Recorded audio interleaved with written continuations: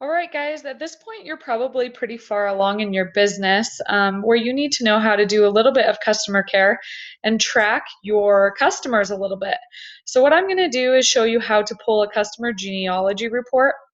What you're going to do is My Team Data, and you're going to do Former Reports and click on that. It'll pull up this next page, and you're going to scroll down until you find Customer Genealogy Report. So, it's option 5. You're going to click Yes and scroll to the bottom and hit submit. And this is a way of you, so this should be emailed to you, which it was right here. And I'm going to go ahead and click on it. And this is a really easy way for you to help keep track of your distributors' customers as well and what's going on with those orders. So I'm going to show you just the first page of my genealogy, which are my own current customers. And one of the first things you want to do here is look in this column ID right here to the right-hand side. And you want to make sure there is not any D's in this column, D for dog. If it is D, that means that their credit card has been declined and your customer could be in collections or anything. So I always check towards the end of the month. Notice there are no D's on any of mine, which is fabulous. So we're good to go there. You can also check when is the next shipment date. Maybe your customer's asking when they're due for the next shipment. So Susan here is due for a shipment on the 27th of February. And if you're wondering what product, the L4 here, if you scroll up to the top, if we look at L4, that actually says that it's the complete chocolate single serves.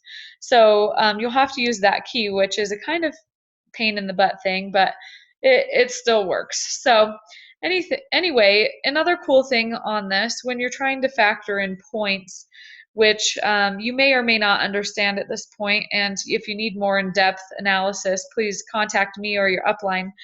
But this number 4 or 4I means they either paid for it all in full, which would be the 4. Susan paid all 4 months, whereas Jen here is paying for things on installments.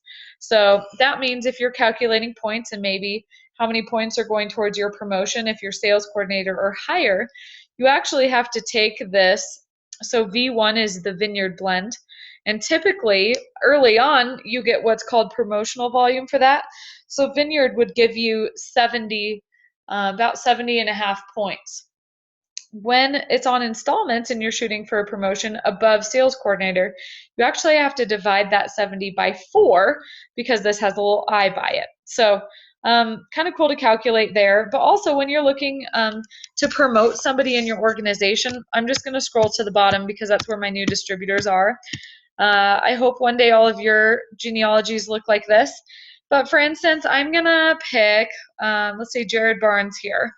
And I want to see if he's due for a direct dealer promotion. And what we're looking for is 3 different addresses. So looks like we have Touchstone Loop, Hamden Avenue, and David Avenue, or David Drive. He has 3 addresses.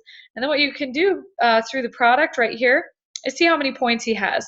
There's an easier way to do that, though, if you're looking at trying to figure out points. This is just a good way of figuring out how many addresses he has.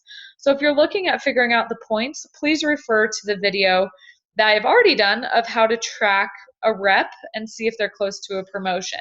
So that's a good video to refer to next.